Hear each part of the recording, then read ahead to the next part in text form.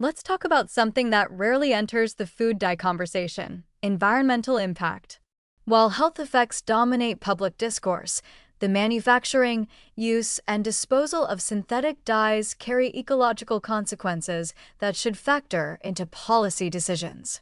When you trace the supply chain from petroleum refinement through chemical synthesis to wastewater treatment, the environmental picture is troubling.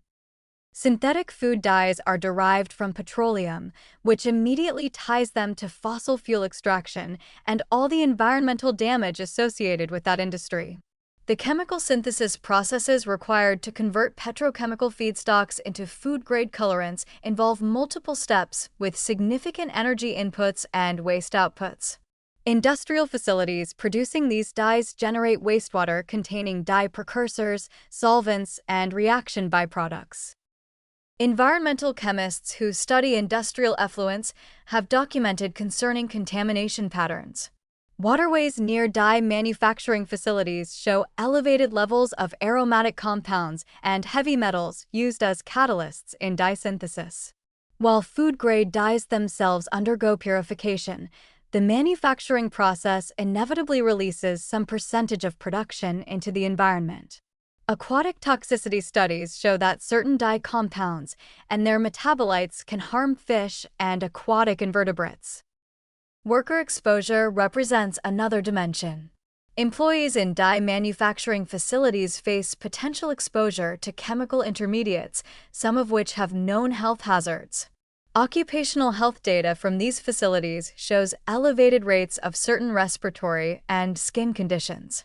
While workplace safety regulations in developed countries provide protections, much of the global dye production occurs in countries with less stringent environmental and labor regulations.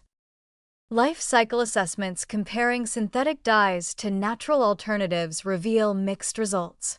Natural colorants require agricultural land and water inputs, which have their own environmental costs.